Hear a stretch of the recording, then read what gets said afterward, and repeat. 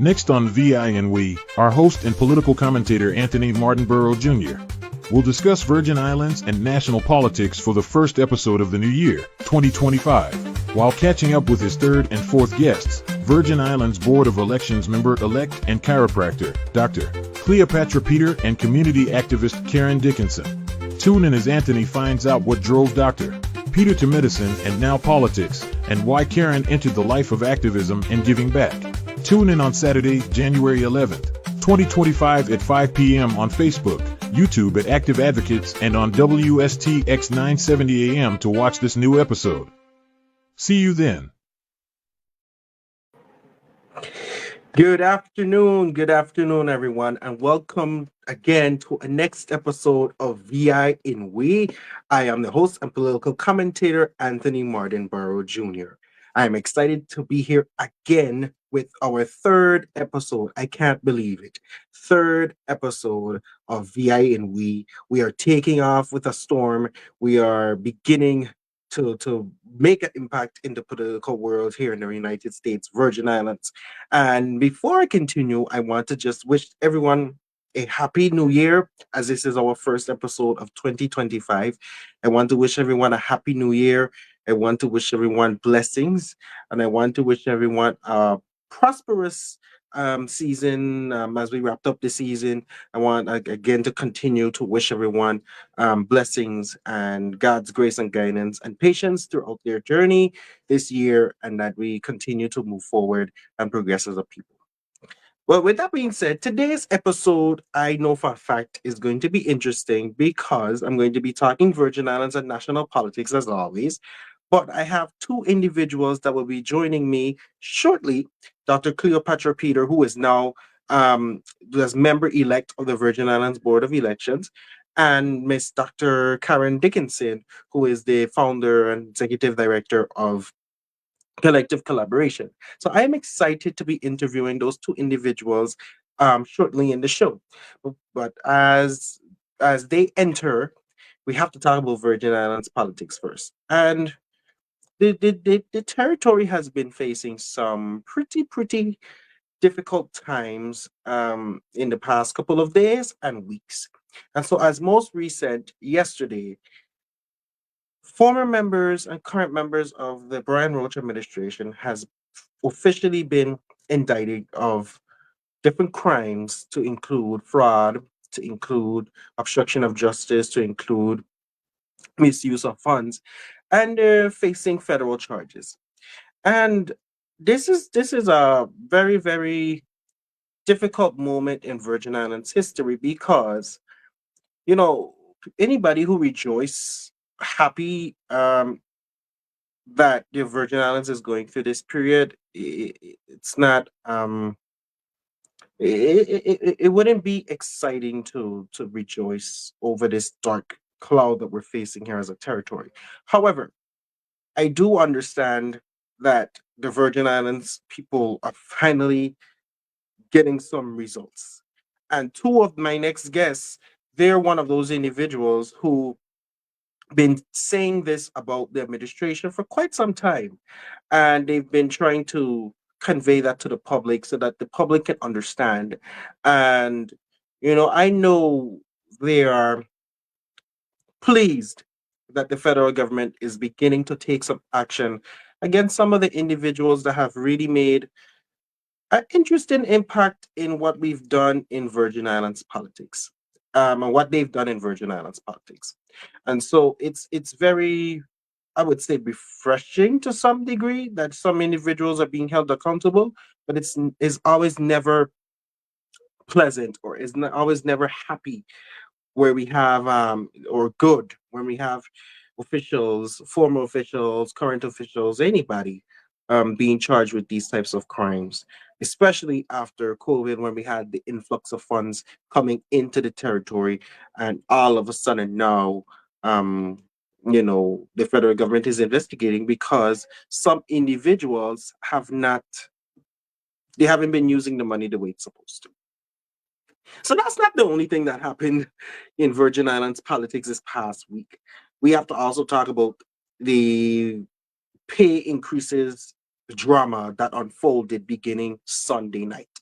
And I was one of the individuals who publicly stated my opinion in regards to the pay increases. So there was a report issued by the Virgin Islands Public Officials Compensation Commission.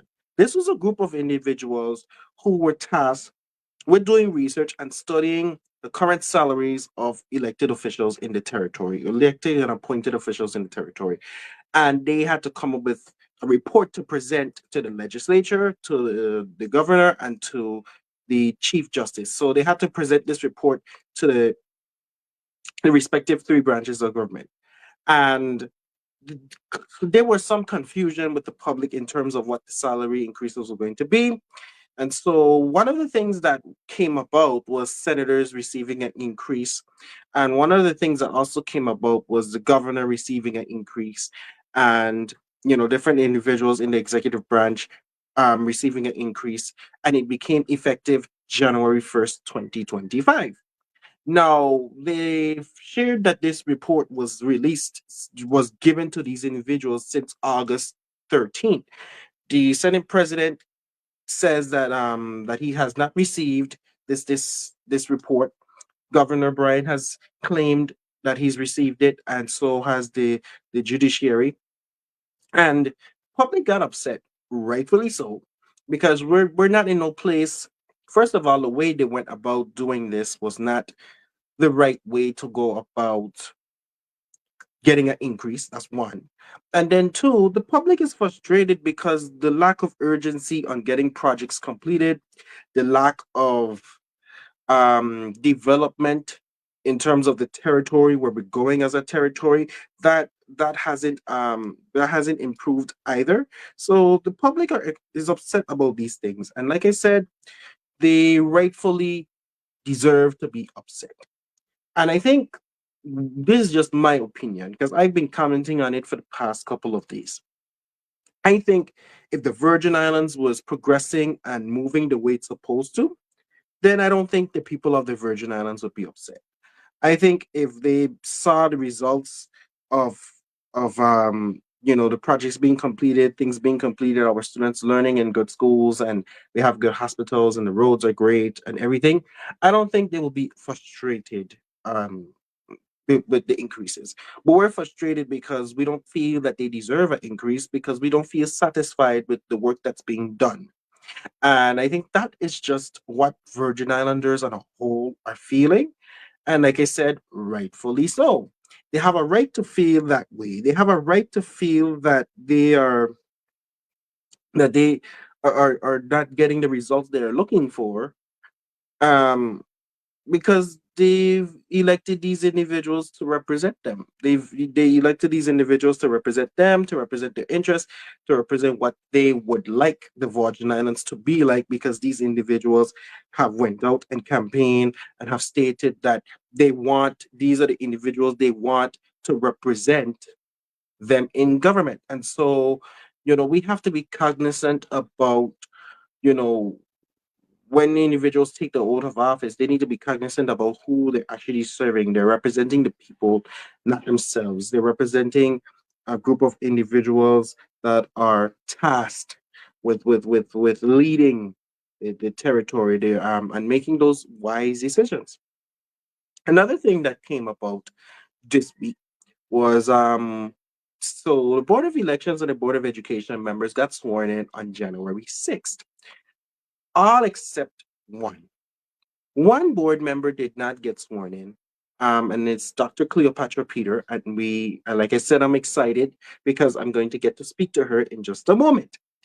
But Dr. Peter refused to get sworn in because January 6th was a public holiday in the Virgin Islands. It was also known as Three Kings Day.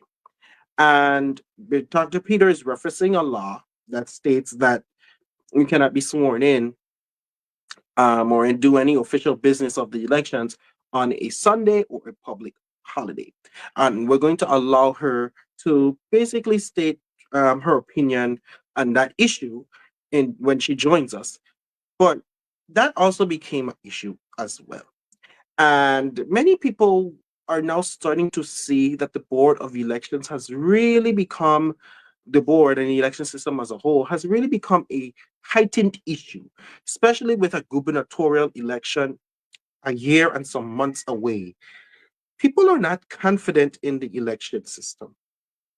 And I'm not only saying this as a host or as a political commentator, but I'm saying this as a current aspirant for the Virgin Islands Board of Elections.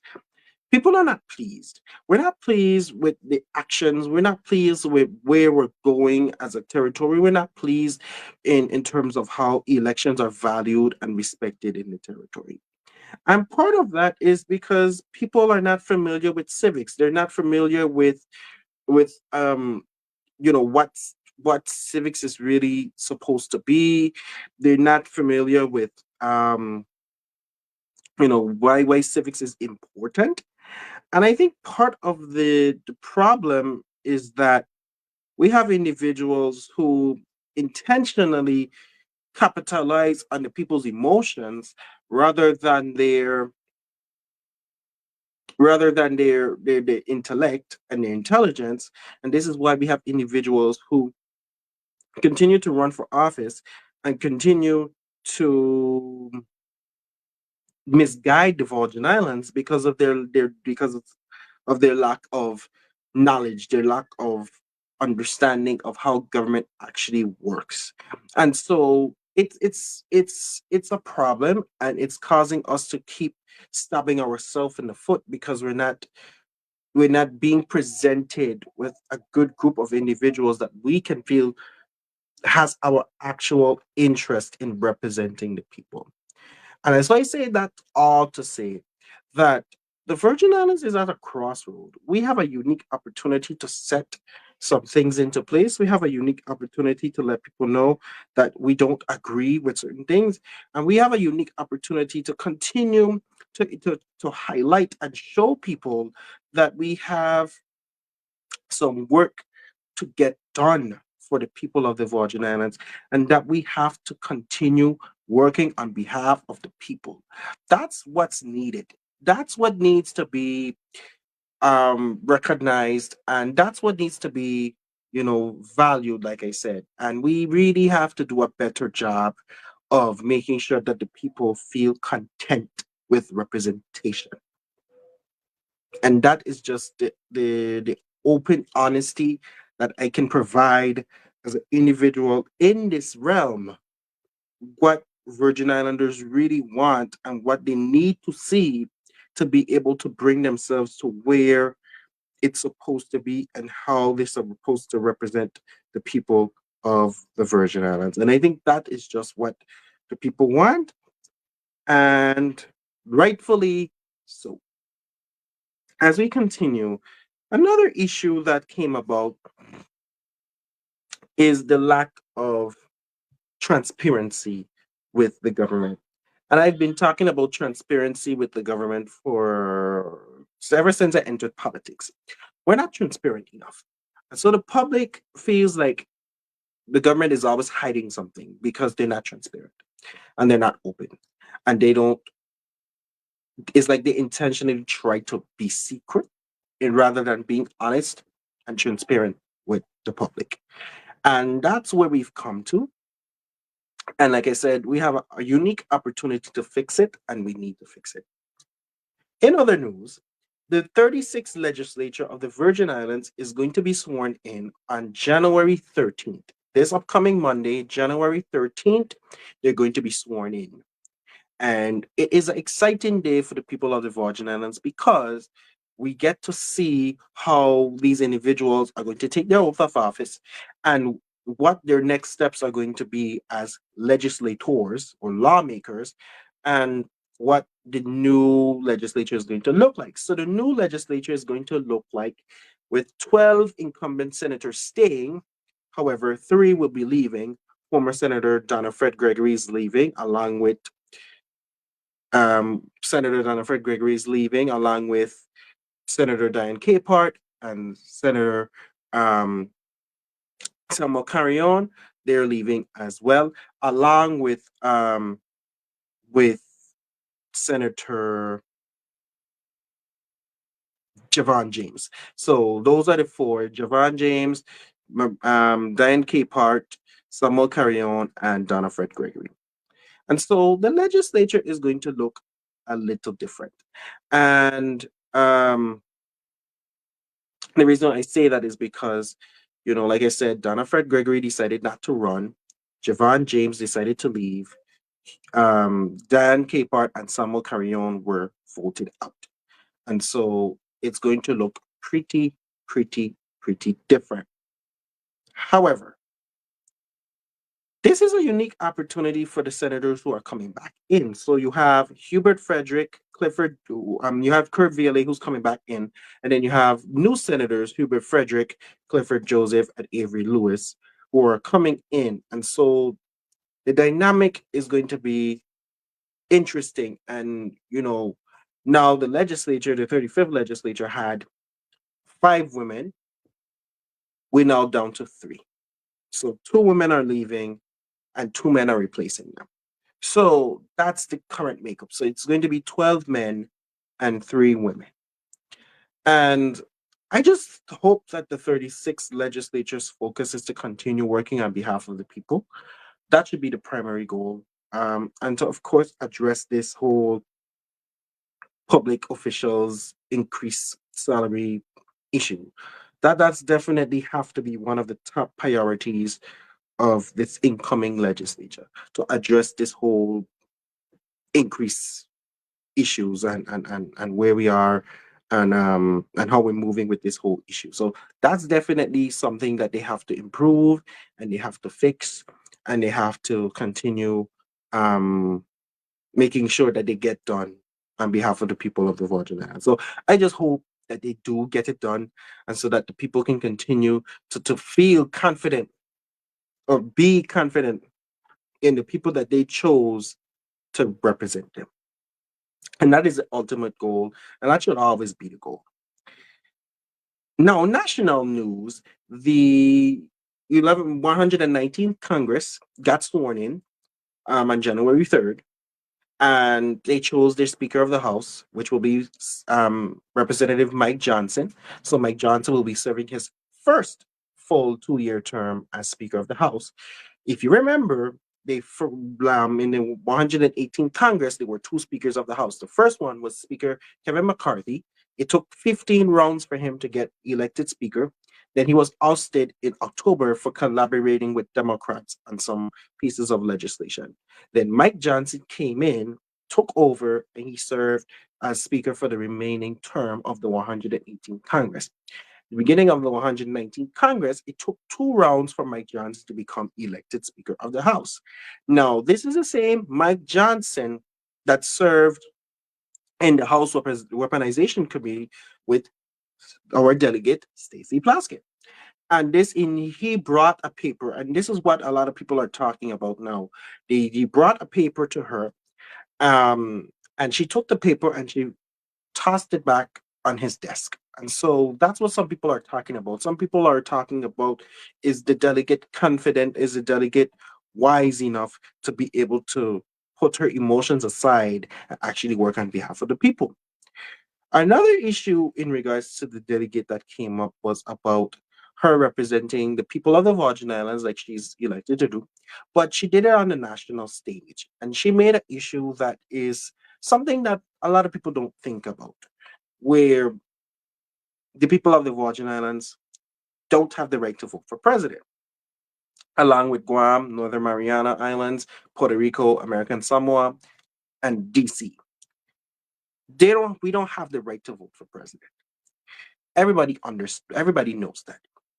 But and I'm glad that she announced it though. But what I'm concerned about though is that the I just don't understand why, when the Democrats had control of the entire of the House, the Senate, and the White House during Biden's first 2 years, why this wasn't done. Like I'm just trying to figure out why this wasn't done during during Biden's first 2 years in office. When the House was Democrat, the Senate was Democratic, the House is Democratic, and the presidency was Democratic. I am just curious to find out why this is happening now, when the Republicans control the presidency, the House, the Senate, and the delegate is known for speaking out loudly against Republicans with this in mind that she's a non-voting delegate. So that means she can't vote on the final floor for legislation. She can vote in committees, she can vote in subcommittees, she can propose legislation, she can introduce legislation, but she can't vote on legislation on the final floor. And so the Virgin Islands is just worried about her priorities for the people of the Virgin Islands, and rightfully so. It's just what her these next 2 years for her term as delegate, what is that going to look like? Especially with Trump taking office in the next 9 days. He'll be the 47th president. And just a little history, he will be the second person in history of the United States to serve non-consecutive terms. The first president to do so was Grover Cleveland. He served as the 22nd and the 24th. And now Donald Trump will serve as the 45th and the 47th. And so this time around, we're wondering what Trump's term is going to look like, because during his first term, he got impeached twice. And so what is his second term going to look like? And what role is Delegate Plaskett going to have in that? I personally don't think that she needs to have a part in his second term, but I think what her part needs to be is to complete the work of the people and really push the priorities that we need to get pushed, especially with now her being back on the Ways and Means Committee. And so that is the chief tax committee of Congress and is the oldest committee of Congress. And so she has a unique opportunity to be back in that committee as she was in the 117 Congress and actually try to get some meaningful legislation done, just in case if she doesn't get the opportunity to do it in the 120th Congress, if she decides to run for that position, if she decides to run for delegate and she gets elected. So that is what the people of the Virgin Islands wants to see done. That's what needs to be done. And I just hope and continue that, and I hope and pray, I should say, that we have individuals that hold the delegate accountable, so that the people can get their job done. And as I close on my take on Virgin Islands and national politics, President Trump and Vice President-elect Donald Trump and Vice President-elect J.D. Vance will be sworn in on January 20th, and they will begin their 4-year term. And so people need to just be cognizant and aware that we have a new president that's entering, and to just continue to hold people accountable. That's the main goal. Hold people accountable, keep holding them accountable, and make sure that you understand that it is your responsibility to not only hold the people who are nationally accountable, but of course, hold the people who are accountable at home. And so with that being said, we're going to take a short commercial break, as we usually do, and then we'll be right back here, and I will be introducing my next guest. And after I introduce my next guest, we're going to have a wonderful discussion about their journeys in Dr. Peter's journey in medicine and Miss Dickinson's journey in serving the public and serving the homeless. So stay tuned right here. The commercial break might be a little long, but stay with us and we will be right back. Next on VI and We, our host and political commentator Anthony Mardenborough Jr. will discuss Virgin Islands and national politics for the first episode of the new year, 2025. While catching up with his third and fourth guests, Virgin Islands Board of Elections member-elect and chiropractor, Dr. Cleopatra Peter, and community activist Karen Dickenson. Tune in as Anthony finds out what drove Dr. Peter to medicine and now politics, and why Karen entered the life of activism and giving back. Tune in on Saturday, January 11th, 2025 at 5 p.m. on Facebook, YouTube at Active Advocates, and on WSTX 970 AM to watch this new episode. See you then. Next on VI and We, our host and political commentator Anthony Mardenborough Jr.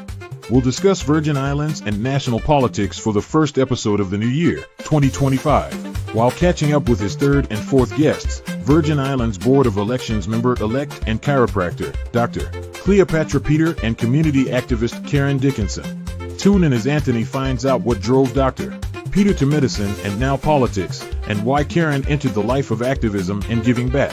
Tune in on Saturday, January 11th, 2025 at 5 p.m. on Facebook, YouTube at Active Advocates, and on WSTX 970 AM to watch this new episode.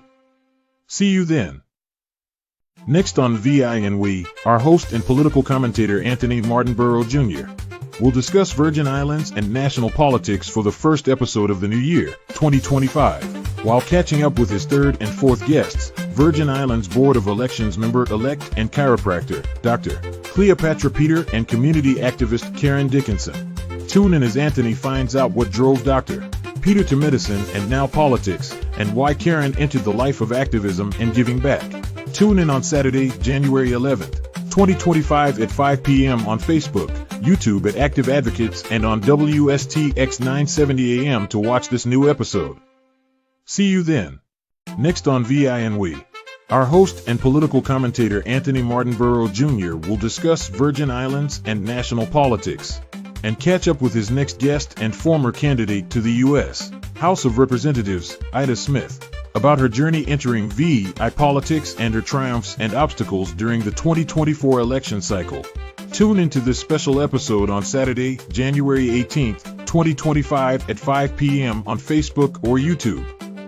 See you then.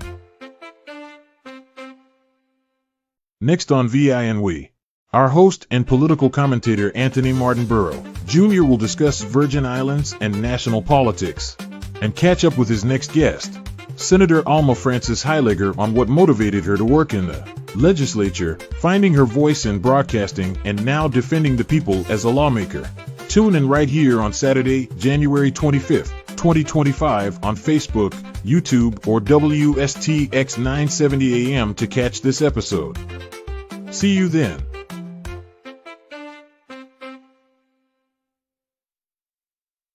Next on VI and We, our host and political commentator Anthony Mardenborough Jr. will discuss Virgin Islands and national politics, and catch up with his next guest, Senator Alma Frances Heileger, on what motivated her to work in the legislature, finding her voice in broadcasting, and now defending the people as a lawmaker.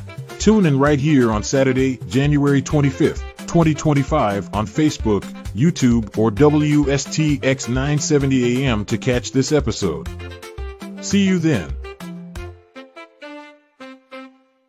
Next on VI and We, our host and political commentator Anthony Mardenborough Jr. will discuss Virgin Islands and national politics, and catch up with his next guest and former candidate to the U.S. House of Representatives, Ida Smith, about her journey entering VI politics and her triumphs and obstacles during the 2024 election cycle.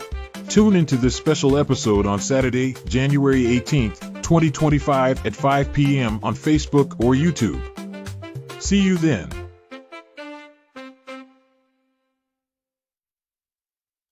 Next on VI and We, our host and political commentator Anthony Mardenborough Jr. will discuss Virgin Islands and national politics, and catch up with his next guest and former candidate to the U.S. House of Representatives, Ida Smith, about her journey entering VI politics and her triumphs and obstacles during the 2024 election cycle. Tune into this special episode on Saturday, January 18th, 2025 at 5 p.m. on Facebook or YouTube. See you then. Next on VI and We, our host and political commentator Anthony Mardenborough Jr. will discuss Virgin Islands and national politics for the first episode of the new year, 2025, while catching up with his third and fourth guests, Virgin Islands Board of Elections member-elect and chiropractor, Dr. Cleopatra Peter, and community activist Karen Dickenson. Tune in as Anthony finds out what drove Dr. Peter to medicine and now politics, and why Karen entered the life of activism and giving back. Tune in on Saturday, January 11th, 2025 at 5 p.m. on Facebook, YouTube at Active Advocates, and on WSTX 970 AM to watch this new episode. See you then. Next on VI and We, our host and political commentator Anthony Mardenborough Jr. We'll discuss Virgin Islands and national politics for the first episode of the new year, 2025, while catching up with his third and fourth guests, Virgin Islands Board of Elections member-elect and chiropractor, Dr. Cleopatra Peter, and community activist Karen Dickenson. Tune in as Anthony finds out what drove Dr. Peter to medicine and now politics, and why Karen entered the life of activism and giving back. Tune in on Saturday, January 11th, 2025 at 5 p.m. on Facebook, YouTube at Active Advocates, and on WSTX 970 AM to watch this new episode. See you then. All right. Welcome back. Welcome back. Welcome back. Thank you for sticking here with us as usual. I am pleased again to be here with you guys and to just again make sure that the Virgin Islands continues to have some real authentic individuals who continue to represent the people. And so my next guests are here, and I'm going to do a quick introduction before I bring them on. So Miss Dr. Peter just got elected to the Virgin Islands Board of Elections, and I am interesting to hear her perspective on what she plans to do for the board. And then, of course, we have this Karen Dickinson, who I'm going to be bringing on right now, which is the founder of Collective Collaboration. And I'm excited to hear what her goals were for creating the Collective Collaboration. So please welcome Dr. Peter and Karen Dickinson. Good afternoon, ladies. How are you? Good afternoon. Good afternoon. Good afternoon. Yes, I hope you all are doing well in this time of year. Yes, we are. We are. Good, Definitely. good, good. All right. So before we get into the height of the interview, I want each of you to just briefly introduce yourself to the public who might not know you and why you were interested into politics. So my name is Karen Dickinson, and politics is not anything new for me. Born and raised here in St. Croix, product of the public school. Politics has been a thing in my family. You know, I've been out there with my dad as a little girl campaigning with Randy Lugo, knocking on doors. Those were the days when people truly had national pride and really cared about their community and was really involved with election and realized that their vote was important. So me in politics is nothing new to me. Um, Advocacy is nothing new to me, but it's new on a broader scale. And so I got interested into this because of the people that I serve. It wasn't anything about me looking to be elected to any office, running any campaign, or any particular party. It started with the homeless and the mental health and realizing the challenges that they were facing, the resources not being available, the pushback towards service. I got involved in that because I came home and I started a mental health and a homeless program. That is my background. But that's neither here or there. My thing is humanity. All the Mhm, accolades, degree, comma. It doesn't make any difference if you're not having impact in your community. And mhm, so I started with them and realizing that the challenges that they were facing came from people who created policies and procedures that did not include them, mhm, or wasn't for them. And that is how my advocacy started, my politics fight started, because I realized their situation just didn't start with them. It started with government, a lot of it started with government. And that's how we're where we are today. mhm. Thank you so much for that, Dr. Peter. My name again is Cleopatra Peter, aka Dr. Peter. I'm a doctor of chiropractic, and I moved back here in 2018, serving the people with the therapies that I do. People that have neck pain, back pain, leg pain, any kind of pain. People come to me for therapy, and a year later, I end up hosting a show, Healthy Living with Dr. Peter. And on that show, I always talking to people about, eating healthy, taking the right vitamins, boosting your immune system. And boom, 6 months later, COVID hit. Mhm, And I live my life this way. So when who I was working for, they wanted to shut down the clinic, I told them, no, I need to be there for the people. So I never mhm, backed down from that. And I stayed there with the people, treated them, people that had COVID, gave them remedies. Nobody that I treated died from COVID. because I make sure I explain to them how the body functions. All right. Mhm. It's about boosting the immune system, giving the body the right um, vitamins and nutrients that it needs to survive. And Mhm. then the following year, which was 2021, I think I heard when the governor said he may have to mandate vaccines to protect us from Mhm. ourselves. And that is when I realized we have a problem here. How could we have our leader don't even understand what's in the vaccine, and Mhm. he wants to just vaccinate a whole population of people? And what if it wipes us out? Mhm. What if so my whole thing is I started protesting with the nurses because at the same time they wanted to fire the nurses if they were not vaccinated. So they end up having a protest at the hospital. And it was just 2 months since my office was open because I left the other facility, opened my own office. 2 months later, when I heard the governor said that, I took to this in front of Wang Louis Hospital with the nurses, and I started protesting with them, letting them know that the cure for COVID is hydroxychloroquine, zinc, and erythromycin, and fire-borne vaccine. And right there, I Mhm. realized we have a problem in the community. Why would our leaders try to vaccinate everybody when they don't even know if the vaccination is effective? And Mhm. then we come with Tai Hunt. Tai Hunt, who is the leader of the Department of Health. And she was Mhm. actually sending messages to the doctors, threatening the doctors. And one of the first messages I saw was, any doctor that attack against the vaccine, I want their name. And I said, what is going on here? So I went on my Mhm. program and I let her know, hey, you could threaten all the doctors here, but you're not threatening me. Because Mhm. before I was any doctor is a crucial IB, and we don't do bullying. And three Mhm. days later, she sent an updated email and the threat was gone.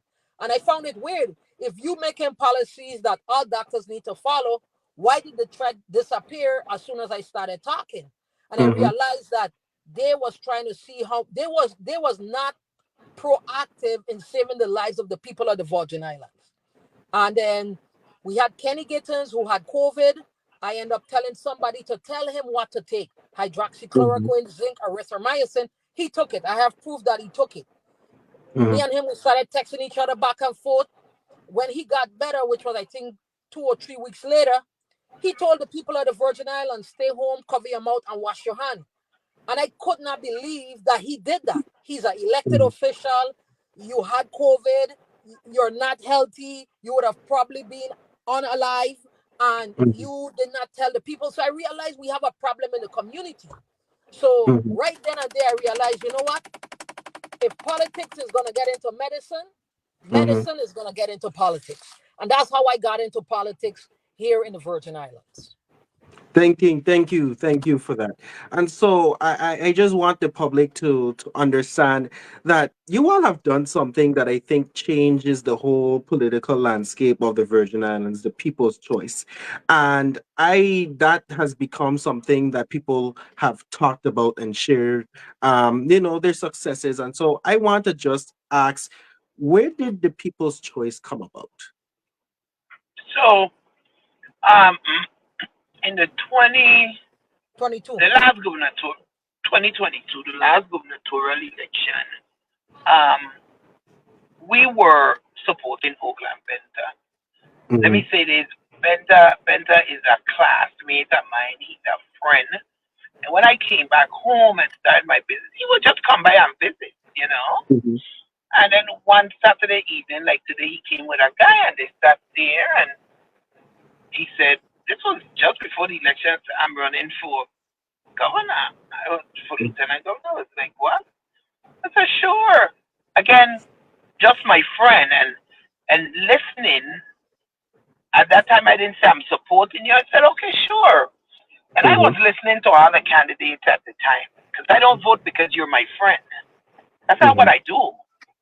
I analyze and understand what is going on, what you're saying, if it's making sense, facts check.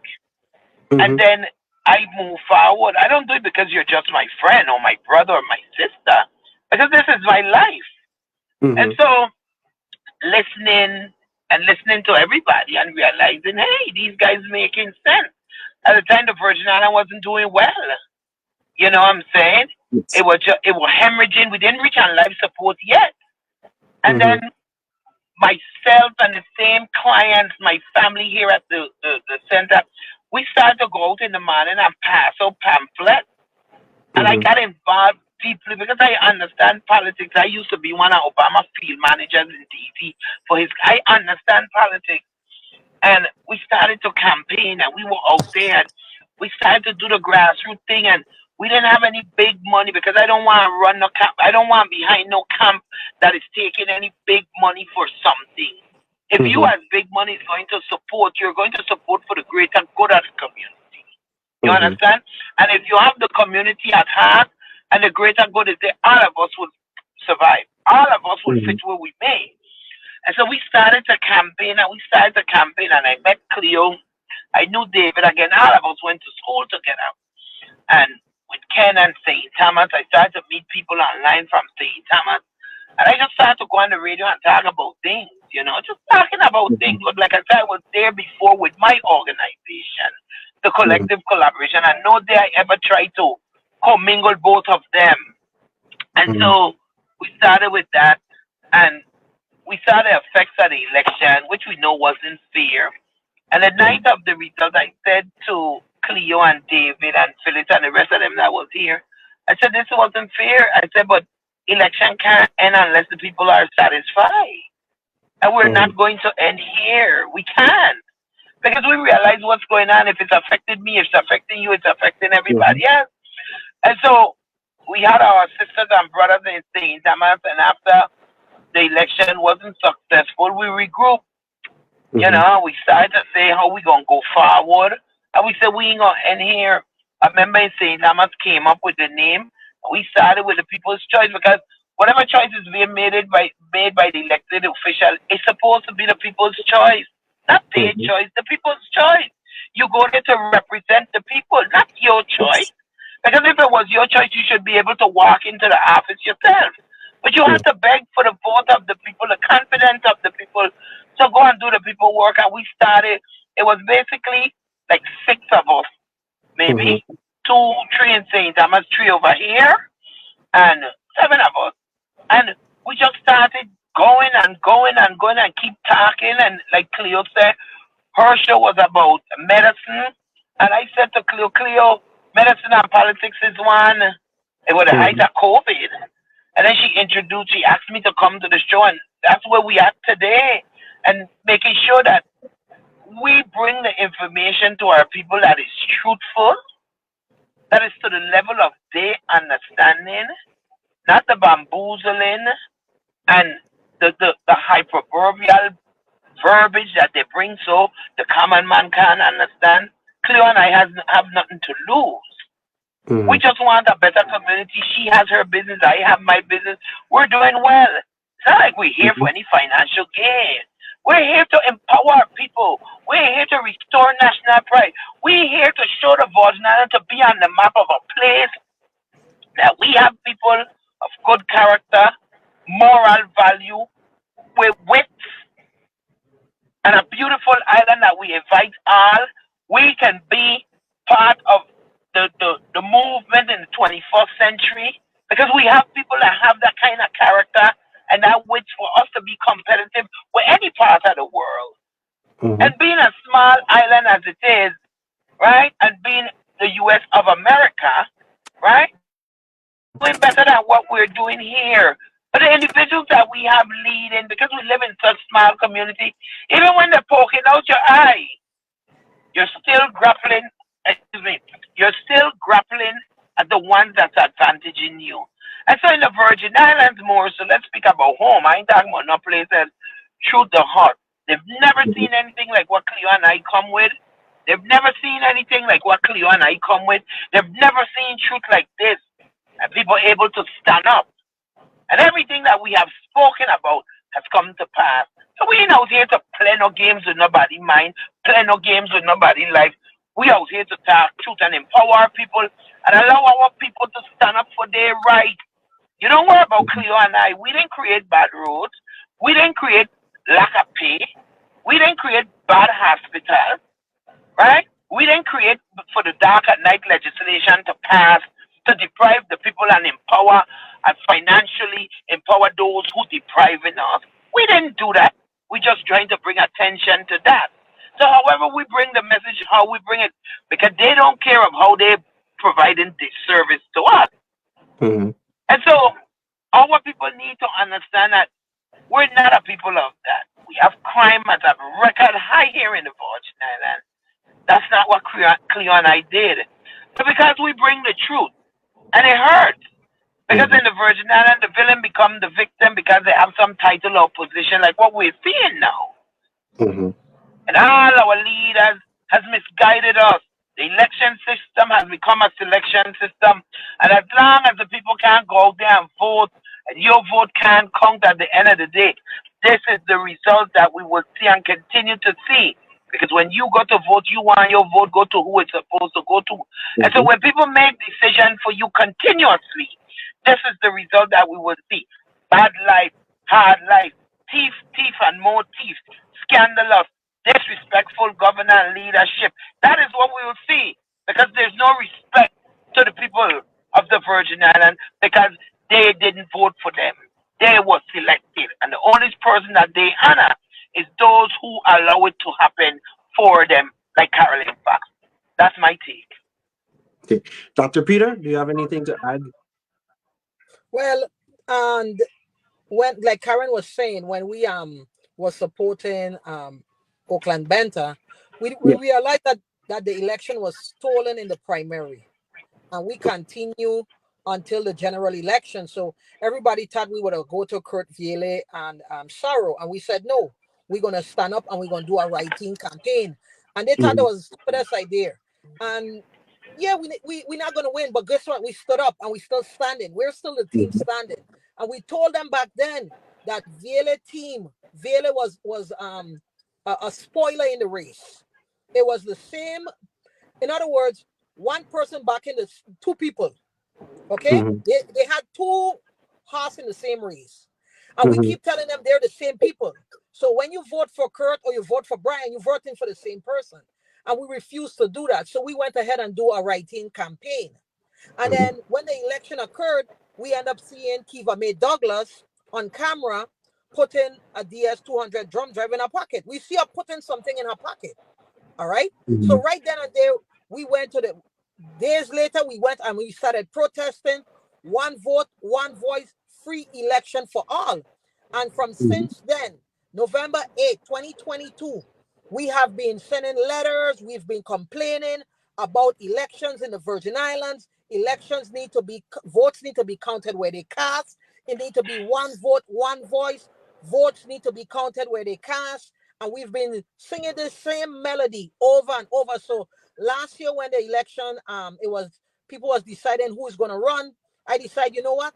Since I'm on this case with the Board of Election for the past 2 years, what I'm going to do is I'm just going to jump in the ring. So I jump in the ring. And I didn't change how I spoke. I spoke the same way. And my motto was, votes need to be counted where they cast. If you cast a vote in Central High, you're supposed to be able to stay in Central High. When it closes at 7 o'clock, they need to count the votes there. And then you're supposed to know who won Central High. All right? The vote shouldn't be taken out of Central High, bring to a central location, and they tell us a number. Right there, you don't know. Your votes are very, very important. That determines the destiny of the people, the destiny of the youth, the destiny of the elderly. Whether we have hospitals, whether our roads are fixed, whether we have education, whether we have agriculture, whether we have WAPA. These are all the issues that election affects. So I feel election is the root of all our problems. So we must pay a keen attention to the Board of Election and the election system because they determine who it appears that they are selecting instead of people are the ones electing their candidates. So we need to pay attention to what is going on. This last election was a mess. Okay, we have the supervisor of election interfering with the election. These things are serious charges in America, and we should not tolerate this thing here. So, Ms. Dickenson, and my job is to open the eye of the people and make them understand that voting have consequences, and no longer can we just take our head, keep it in the sand, and hope for the best. We have to fight for what we want here in the Virgin Islands. And until we get justice, we will continue fighting for justice here in the Virgin Islands. Thank you so much for sharing that. And one again, as I tell the people, as a candidate, as a former candidate for the Board of Elections, I share some of the similar sentiments that you've shared here. So continuing with that, the Board of Elections and the election system as a whole has been in some controversy lately, where leading up to the whole escapade that happened between Supervisor Fox and former candidate Ida Smith. And so I want to just know your take on it, as you as you guys are one of the leaders of People's Choice. What was your whole viewpoint on that whole situation? Go ahead, Cleo. Well, my point on that is I was the one who asked Ida to run. All right. Mhm, So Ida Ida decided she's gonna run. We went around and we got signatures, the 200 signatures. And Ida initially was on the as a candidate.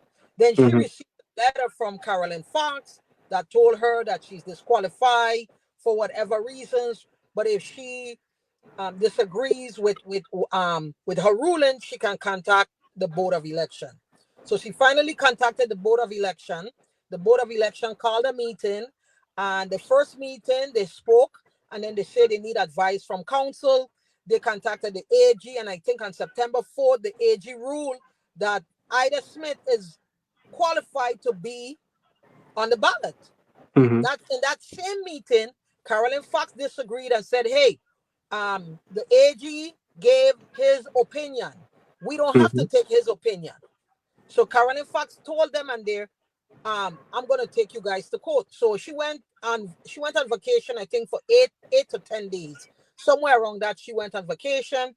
So the board was a little worried that if she's gonna sign the documents for the military, but she did. So she did all she had to do in September. And then in October is when we had the early voting. And early mhm, voting started on Monday. So Monday, Tuesday, Wednesday, Thursday, she filed a court case in court against the Board of Election. mhm, So because about Ida. So because she took the board to court, I felt that she interfered with the election because the mhm, election had already started when she did that. So right then and there, people wondering, does Ida belongs on the ballot or the Ida doesn't belong on the mhm, ballot? So that became a problem.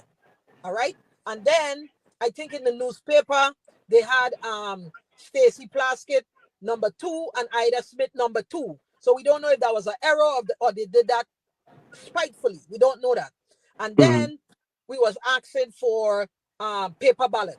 We want paper mhm, ballot and we want to put it in a box. Um, VI Code Title 18, Chapter 19, Subchapter 5, Section 517 says that the supervisor of election shall furnish a ballot box to every polling site. So we didn't mhm, understand why she was breaking the law. Why were you breaking mhm, the law? If the law said that, so they call it an antiquated law. Well, our constitution was written in 1776. So if anything is antiquated, is our constitution. So mhm, laws don't become antiquated. If you have a problem, you repeal the law or you amend the law, but the law doesn't become antiquated. So they was mhm, writing on this thing, law is antiquated, law is antiquated. And our thing is, no, it is VI code, and we need mhm, to stand up for our laws. So with Ida, so we think that Ida was disenfranchised because Carolyn Fox interfered with the election. And another thing she did, she weaponized the police department against the people of the Virgin Islands during the election because they end up arresting Peggy Moorhead. They call it legally detained or I don't know, but she had handcuffs on her and she was escorted out because Peggy Moorhead asked for paper ballot and where is the ballot box. So we feel a lot of mistakes was done intentionally, done to interfere with the election. As soon as the election was over, the judge ruled that Carolyn Fox cannot take the board to court. So right then and there, they didn't do it before, they did it after voting. So people that would have voted for Ida may not have voted for Ida because they believe, hey, Ida wouldn't be on the ballot. So I felt that Carolyn Fox and the Board of Election, they interfere with the election. And that is a no-no. Okay, thank you. Ms. Dickinson, do you have anything to add to this conversation? Uh, Well, and also with all of that being said, I think here in the Virgin Islands, and more so with the Board of Elections, we choose the laws that we want to follow and what we don't want to follow. Everybody Facts. around here, I was talking about lies to your interpretation. The law is the law. Wear orange shirt on Tuesday, that's the law. Mm-hmm. Wear a blue belt on Wednesday, that is the law. The law is the law. It's up to your interpretation or mine. And I realize that wrong here. You choose laws to suit whatever agenda you have. That's what it is.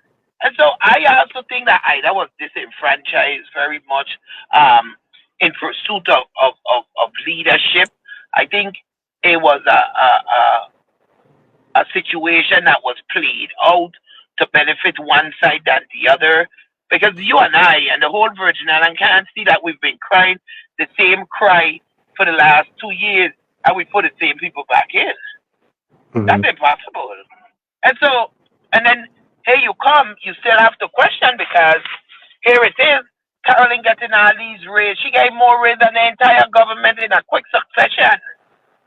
Mm-hmm. And here it is, this commission that has just been in place recommend that she too is supposed to get a raise. How she getting that? She is being led by a board of election. That is her supervisor. They're the one who determines her pay.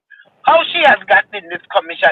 So I think it's all a pay to play and you get pay scheme that's going on around here. But I say to you guys on the Virgin Island, the time has come where we as a people have to stand up. Cleo and I have done our part and we will continue to do our piece. But we need the support of you. I don't work government, Cleo don't work government. We most out there fighting for government workers. Mm-hmm. And the only fear you're going to have is fear itself. What more you can see, you're working and you can't make it. So even if you get pushed off a little bit, it's not going to hurt you. The nurse that they fired from Wang Louis Hospital 2.5 years ago, she won her case. She won her case. And so I could imagine when she gets her compensation, she don't even have to work again for the rest of her life, I believe. And so sacrifice needs to be made for when you stand up and believe it, right? Cleo is going to be sworn in on the 15th of January. If we didn't stand up for what is true and right, she would have been illegally sworn in like the rest of them, right? And I forget to address you, Miss Liliana Bellardo O'Neill, since Liliana is Cleopatra Peter now. But I'm saying, if we didn't stand up for right, okay, Cleo wouldn't have a chance, the first chance, I say, to be sworn in on a legal day. The law is clear. It said nothing is supposed to take place on a Sunday or a holiday. Yes, it said the first Monday, but if the first Monday fall on a holiday, it can't go. It goes on a Tuesday, right? Just like sometimes a holiday fall on a Friday, and we recognize it on a Monday, right? So let's do things right so we don't have to go and do it over. Let's do things that's legal. If we were doing right and stop thinking that the Virgin Island is ours and we could jump over any law, all these arrests and indictment that we have here wouldn't happen. They wouldn't happen because people would follow the law. Thank you for sharing that, because that was going to be my next question to you, Dr. Peter. That has become a whole conversation that took place in the territory, and some individuals have shared that she might not, you don't know what you're talking about, your interpretation might not be correct. So from your perspective, I want you to share with us, the public who doesn't necessarily know, what was your understanding of the law and how did this whole thing transpire? I just want you to clear it up for the public. So I went to the court, right? And then the judge came in, jolly happy, and he was like, come, this is going to be very fast. And he didn't even ask, like, if anybody had a question. He just, like, put your hands up. So I said, wait, hold on, I have a question. So I read the law to him, and I asked him, is this, the thing say you shall not do these things on these days? I'm not no attorney. I'm not no judge. I don't know nothing about no law. But I know if I don't understand something, I'm going to ask a question. So I asked the question, and the judge replied and told me, it is my interpretation of the law. So if you tell me it's my interpretation of the law, and I think it's it's invalid. I told the judge, well, if it's my interpretation of the law, I think I'm violating the law, and as a result, I shouldn't violate the first law to uphold the law. So I would like to be rescheduled on a lawful day. So he said, well, you would have to take that up with the Board of Election. But if in the future it is deemed invalid, then we can do it again. So I respond and tell him, well, why don't we do it right the first time? Right? So he said, don't worry about it. Let's just swear in right now, and if it's a problem, we'll do it later. And I said, no, I refuse to break the law to uphold the law, because he telling me it is my interpretation. He didn't tell me, well, Dr. Peter or Cleopatra or Miss Peter, that's not what the law means. He said it's my interpretation. So if it's my interpretation and I believe I breaking the law, I'm not swearing in. I would like a new date to swear in on a legal day in the Virgin Islands. That is what I want. So I did not swear in. I didn't know if it would prevent me from being on the board altogether, but I was willing to stand up for righteousness and for what is right, even if I'm the only one standing. And if it means that I can't sit on the board because I wasn't sworn in on that day, that's a price I would have had to pay, but I had to stand up for what is right. I had to stand up. Yes, so I wanted you to just clear that, and just so people understand that you're still member elect, and that doesn't change because you were duly elected by the people of the Virgin Islands.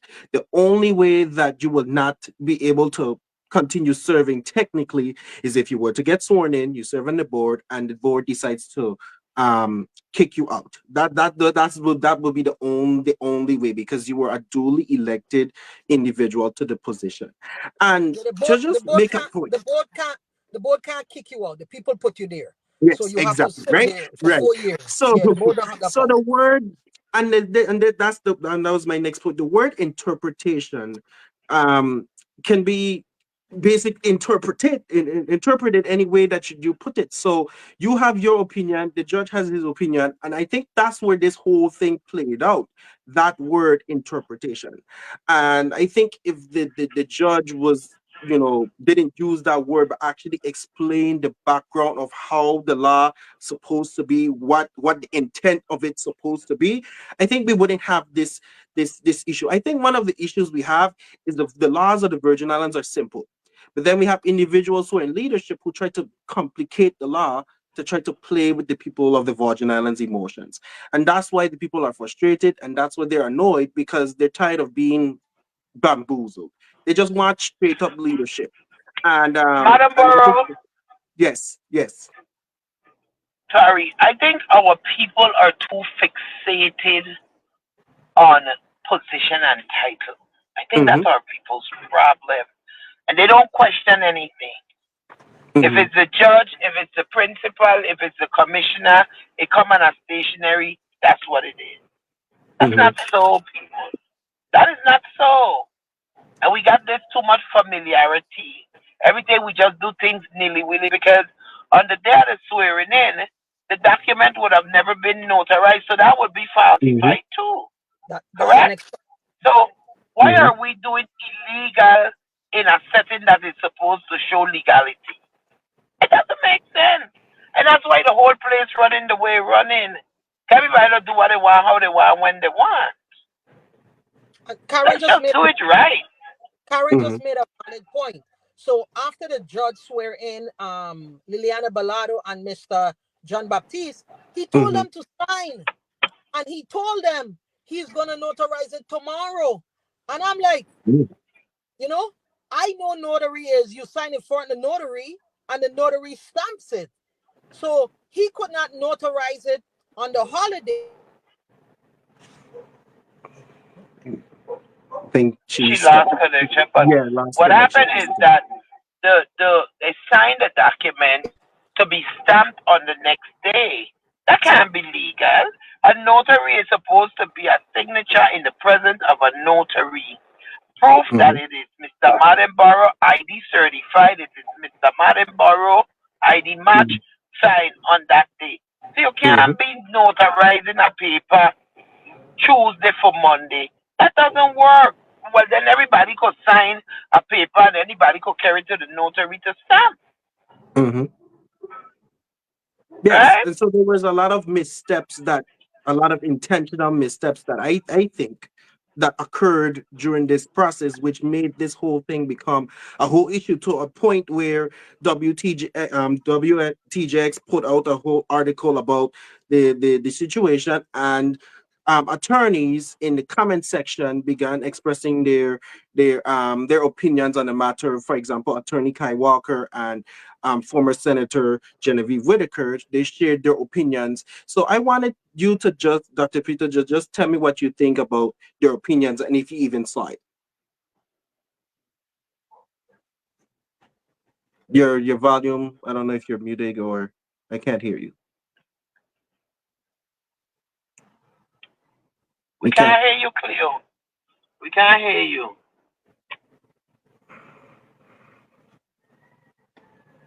Send her a message. Yeah, let's see. My take on that is that Can if you hear you're me in now? the Can you hear Yes, me yes, now? we yes, can. yes. Okay, Mhm. so Kai Walker works for the governor, so I don't expect her to put anything that's supporting me. Mhm. All right. I have spoke to attorneys. I've spoke to people close to the AG, and all of them tell me I was correct. I've spoke to former senators that told me I'm correct. I'm speaking to people that's close to the governor that's telling me correct. Kai Walker is an attorney for the governor. That's her job to do whatever she got to do to support whatever the governor agenda is. So I don't expect Mhm. anything different from her. Okay, thank you on that. And so another question I have is that the Board of Elections is going to have a total shift this time around. And the reason why I say that is because we have a lot of Republicans and independents on the Board of Elections. So do you think that would change the priority of what the board is going to accomplish in the next 2 years? My whole thing is with this board of election. I don't know what has been happening there. You send them email, nobody's responding. I like to respond to emails because I mean I did software engineering, so I'm always on my computer. I'm always emailing, and I think if Mhm. people send an email to the board, we're supposed to respond. They're not Mhm. responding, hoping that the people go away, and people become more frustrated. So my whole thing is things must change, and we have to be the change that we want to see, and we have to be able to express to the board that hey, we if we are here, if I'm on a board to push my agenda, I need to get off the board. Mhm. I came here on the board for the people of the Virgin Islands to make a better life for all of we. That is why I'm here. And my whole thing is if people are on the board for whatever, for their own personal gain, they got to go open their business. They can't be on the board because I will Mhm. expose it. And if they notice I slacking off, they need to expose me too. We are here on a board to promote whatever it is for the people of the Virgin Islands because guess what? The root of all problems in the Virgin Islands stems from the board of election. Mhm. If your board of election is corrupt, then you're going to see the effects in the hospitals. You're going to see the effects in the schools, in WAPA, on the roads. It's just chaotic what is going on. So we, the people on the board, got to do a better job to make the board a better place for all Virgin Islanders. Because guess what? A lot of people on the board are elderlies. Tomorrow they old. And guess what? They ain't got no hospital. If something happened to Mhm. one of them, they don't have a hospital to save them. So if you're getting any quick money, done with that. Done with that. If you're serving on the board with me, we have to make righteous decisions for the people of the Virgin Islands. And after every meeting, I'm going to do a press conference and tell you guys what occurred in the meeting. So you guys Mhm. may not be in the meeting, but guess what? You may be on my live and say, let me see what happened in the meeting. And I'm going to tell you all the truth about what's going on in the meeting. You guys need to know what happened in these meetings. And in the next 2 years, you guys need to run for the board of election. We need to get them old people out the board of election. They've been sitting there 20 and 30 years. They've been sitting there too long. Mhm. Yes, that's So one of the reasons why I ran, and I'm gonna run again. And I agree. We need some new members on the board. Some But priorities need people to have to, change, and some things need to be right. different. But let's look at it this way. You're on the board 12, 14, 16, 18 years, and you haven't done anything meaningful on the board to satisfy the public. You hear the same cry year after, and you just sitting down on the board. Just sitting down on the board. Just sit. I could let any of them lead me. So I say that to say this. Clear is absolutely right. You're sitting on the board meaninglessly. You can't lead anybody because you can't lead yourself. I pushing for Cleo to be the chairperson of the board so these board members could have work to do. Have work to do and let the public see what they send them there to do, not just to sit down and fly on the government dime, eat on the government dime. No, do the people work. I don't care how minuscule the pay is. That's what you sign for. But you sign first of all to serve the people.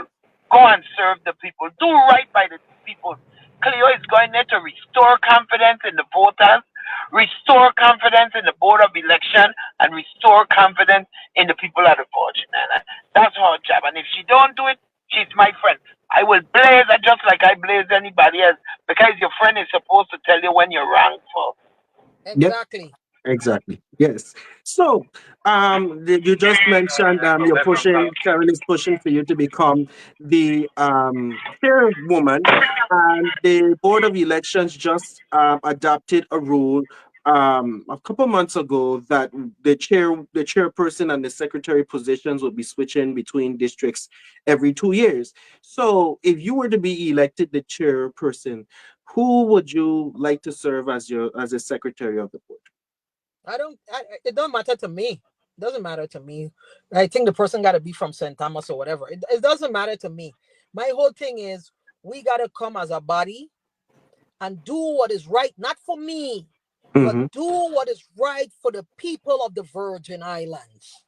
And if the people want votes to be counted where they cast, we need to implement laws for votes to be counted where they cast. If people want paper ballot, give them paper ballot. If people want paper ballot and a machine, give them paper ballot and a machine. Voting is not for me. It is for the people. It's for you. It's for Karen. You Mm-hmm. may want to vote on a machine. Karen may want to vote on paper. We need to Mm-hmm. have these things available to them, have the votes counted where they cast, tally the votes, and then tell the people who win. But not put your hand in the finger, okay, I don't like Dr. Peter, so I'm going to do early voting, put all these votes for somebody else. Now Dr. Peter got to fight to run uphill to come and win. We got to make sure, on this early voting thing, we need to done with that. I believe early voting is a way that people can cheat. Mm-hmm. We do not have that much people here. Voting need to be on one day. People come out, go in the line, vote, go home, votes counted there. You give the board of the election the results. You tally the results. Hey, Karen win. Hey, Liliana win. Hey, Mikey win. Not, hey, let me see. I don't like Karen, so guess what? Karen can't win here. No, no. Because why?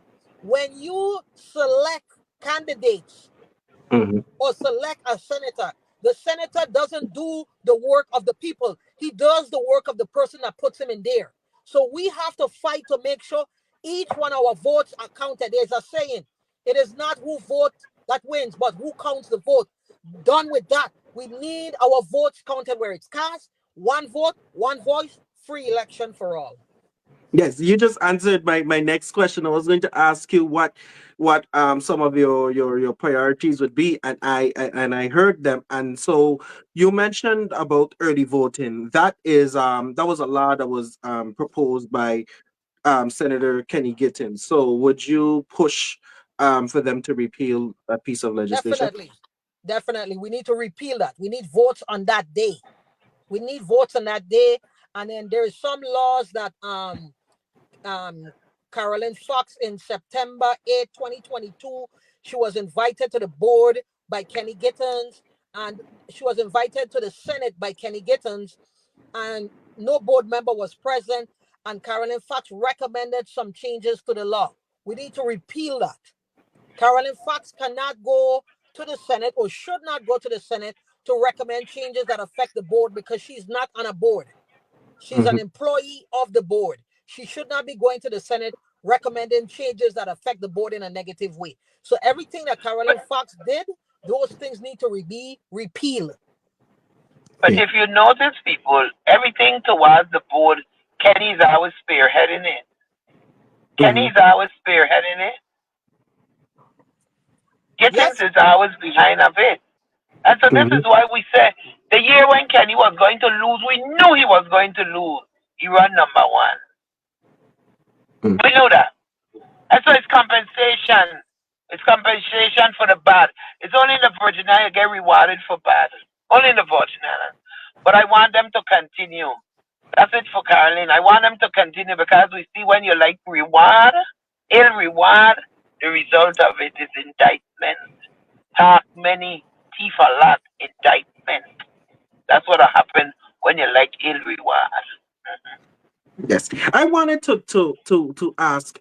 So yes, what you're referring to. So in 2022, before the 34th legislature Sindai, meaning before they closed, there was a Oh, bill and they added some amendments, which is what Dr. Peter is referring to. Some amendments that changed basically the differences between the board and the supervisor. And one of the changes that was made was it took away the authority of the board running or managing the elections and it gave it to the supervisor. Now, I want to just get your opinion on that just a second because the election took place. St. Croix got the results within an hour and some change, and St. Thomas was almost 2 to 3 hours waiting for their results. So, what was your perspective on that, Dr. Peter? Well, my perspective, like I said, there's no reason Caroline Fox should be allowed to go to the Senate and recommend changes to remove the Board of Election from a law. That is definitely unethical and that should be unlawful. That an employee of an organization can go in front of the Senate and change the law for the boss. That is unethical and that has to be unlawful. And like Karen said, that same year, Kenny Gittins was number one vote getter. So it appears it was a play for play, a pay to play. Hey, I'll give you what you want and you give me what I want. That's what it appears to be happened. That cannot happen. So that law definitely, one of the first things I want to be able to do in there is recommend that law to be repealed. We got to repeal and put it back how it used to be, where the board of election, shall I think the law reads the board of election shall I forget the word they use, but the board of election needs to be put back into that law where they strike it out. It needs to be put back into that law, where we approve. Yeah, it says the board of election shall approve, and then the supervisor of election shall put the candidate on the ballot. Right now it reads the supervisor of election shall approve and put it on the ballot. That's not what it was reading before. What was reading before was the board of election shall approve, and then the supervisor of election shall put it on the ballot. Right now, it doesn't read that because Caroline Fox removed that. So that's one of the things I want to be able to do is said, hey, let us repeal that law. Let's put it back how it originally was, because that has to be unethical. That has to be unlawful for because anybody to do. because Yes, yes. basically what's happening now, Carolyn is running the whole election system. The board has no say basically, and that shouldn't be. She said Yep. when, where, and how. That should not be. And the board members sit there and take it, and that's what we said. They're a non-functioning board. She controls the board. It's like how Albert controls the legislature. Everybody have the place. Play your part. Which leads me to my next question, Dr. Peter. Some people were calling for the termination of Caroline Fox. I was one of them earlier during this whole situation because of her actions. It persuaded a lot of people to not have faith and trust into the election system, and that they don't feel that their votes are respected and valued. What are your thoughts on that whole push for termination of Caroline Fox? Um, like I said again, if you own a business and your employee goes to the Senate and Mhm. change the power, would you leave them there? One. Two, if your employee takes you to court, would you leave that employee there working in your business? No, you would not. Carolyn Fox has no respect for the board. She has no respect for the people of the Virgin Islands. As a Cleo, result, put on your light. Mm-hmm. Put on your light Yes. on. Thank I was you. That's better. I was That's in my better. I was in my car. Yeah, Carolyn Fox, it appears that Carolyn Fox does not have any respect for the people of the Virgin Islands. I don't know who is in her pocket or who is guiding her, but Carolyn Fox does not have any respect for the Board of Election. Who takes their employer to court? Who does that? When they vote, you told Ida Smith, if you don't like my ruling, go to the board. Ida Smith goes to the board. The board didn't make a decision. The board asked for the opinion of the AG. Mm-hmm. The AG wrote this long page, I think 2 or 3 pages, or even 4 pages. The AG wrote and said, hey, these are the reasons why I believe Ida is qualified to be on the ballot. Y'all asked for his opinion. He gave his opinion. Carolyn Fox said, hey, it's his opinion. I disagree. I'm taking y'all to court. And then after the election, after early voting started, she took the board to court. She interfered with the election. So guess what? If Carolyn Fox remain in that position, she's gonna do worse. Every 2 years, Carolyn Fox does worse. She's gonna do worse again. Carolyn Fox needs to be fired. The board needs to fire Carolyn Fox. So for whatever reason, they don't want to fire Carolyn Fox. But from my view, Carolyn Fox needs to be fired. She needs to leave that position and go and open her own pilot school. Go and do something else because she's been there too long, and it appears that she's corrupt along with the board, and it looked like she's running the board. That should not happen. The board's supposed to be the one making all these decisions, and Carolyn Fox have to do the bidding of the board. But now the board is doing the bidding of Carolyn Fox. Carolyn Fox is taking the board to court, but the board afraid to fire Carolyn Fox. If you don't fire Carolyn Fox will strike again.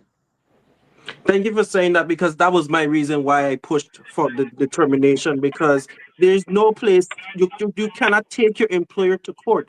That is not how that works. It's two things.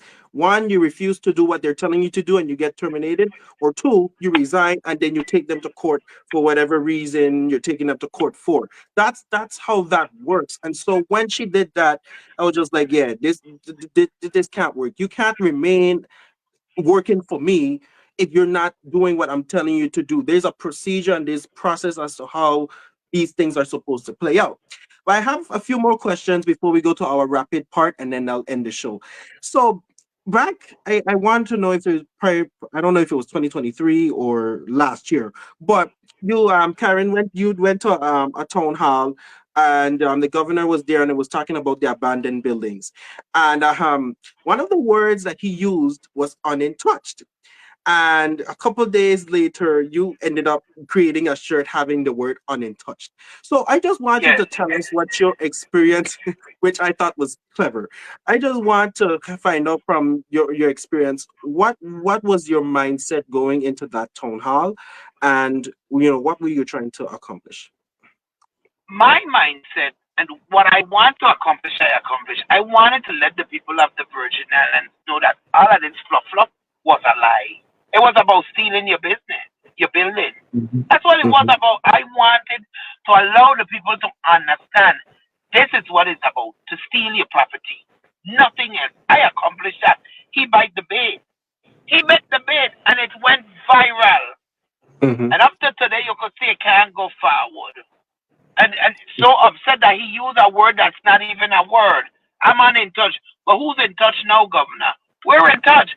That was my whole goal, to make sure that I get the people of the Virgin Islands to understand this whole kerfuffle that they had here was about stealing your building.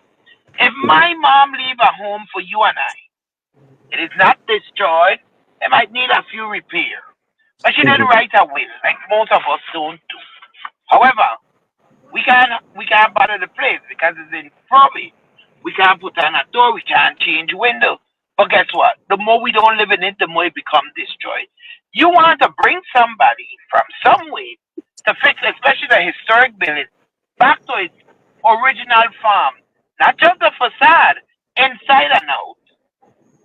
and then I gonna have to pay you for fixing my place. Instead of doing that, why not hire a judge so the probate cases could go through? You worrying about abandoned building? The government have the most derelict and abandoned building.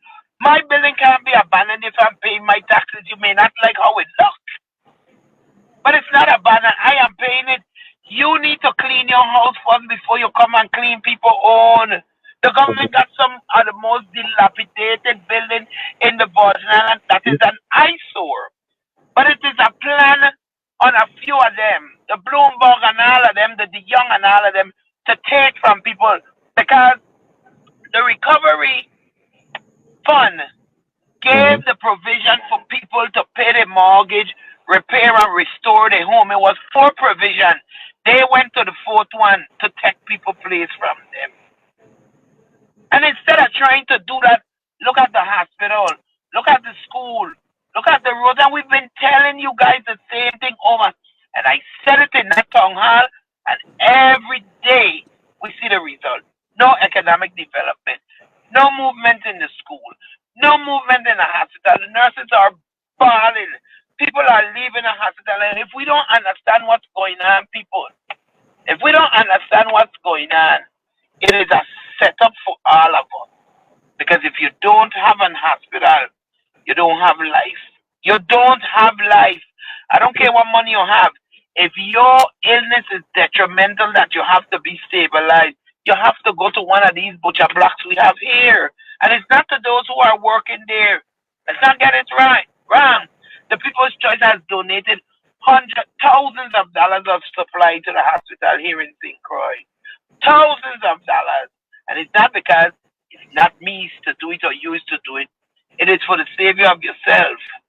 Because one glove could be the determination of life or death. And so that was the whole thing about me going to the town hall meeting to bring light to the people, to let them understand that all of that was a hippie-jibby. It was plain and simple to steal their property. Yes, and my last question would be, and I absolutely agree with us appointing more judges to probate and solving the issues that way. I totally agree with that. And then also the government, they do have a lot of buildings that are not maintained, that are abandoned, and we need to start there because we pay out a bunch of money to different entities to rent their spaces, which I think it's weird because if you go to the Eastern Caribbean, you don't really see that. They own almost all the buildings their offices are in. So that's just some perspective there. But my last question was late late last year, you knew there was a town hall that delegate now You're delegate to breaking the. Go ahead. yes, delegate to Congress, Stacey Plaskett hosted, and I'm just curious for you all to quickly share your experience about that because that became a big issue as well. The town hall meeting. I believe Let Plaskett me had a say this town hall to the meeting. people. I used to support Stacy in DC. I used to cater for her. Her family and I were good. Okay? But Stacy is a liar. She's a liar. I ain't not two way. I ain't sugarcoating nothing. She's a liar, pathological liar. And with that, I done with that. You understand? Some things that she's done that I can't support. So, Stacey wanted to put me out of a town hall meeting. She's a representative of the people. I'm not finished with Stacey.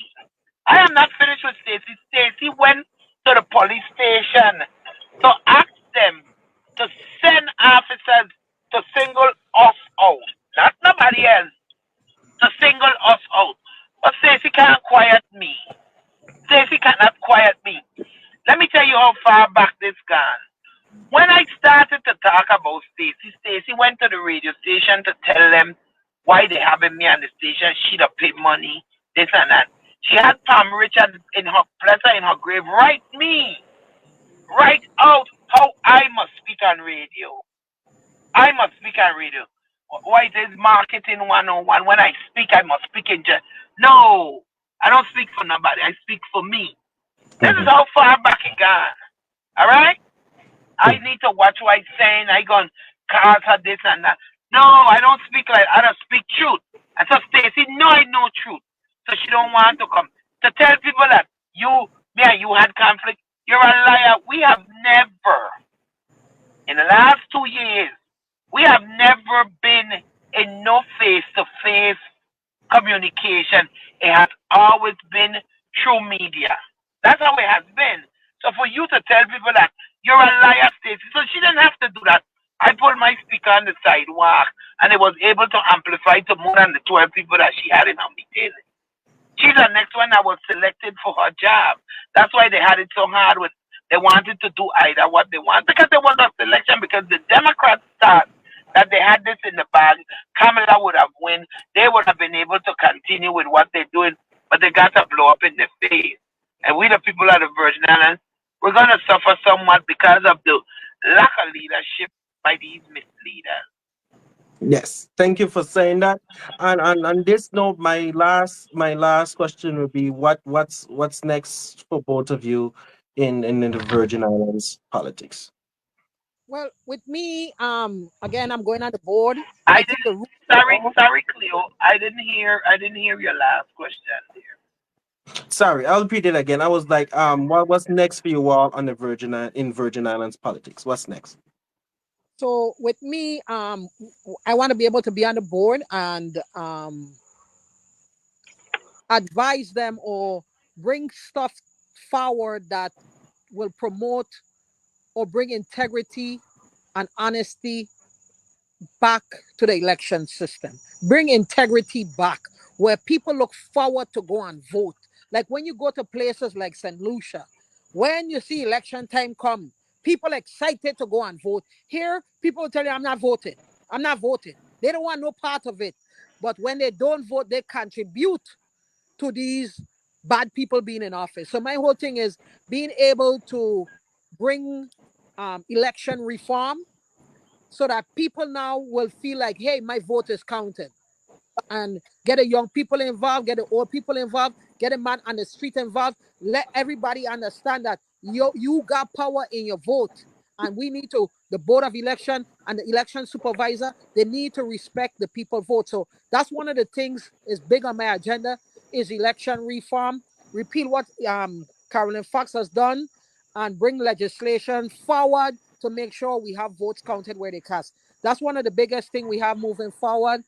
And if you guys could see, because we are in the forefront, we're exposing a lot of corruption going on in these Virgin Islands. So my whole thing is we keep exposing corruption, shining light on corruption, so we can make the Virgin Islands a better place for all of us.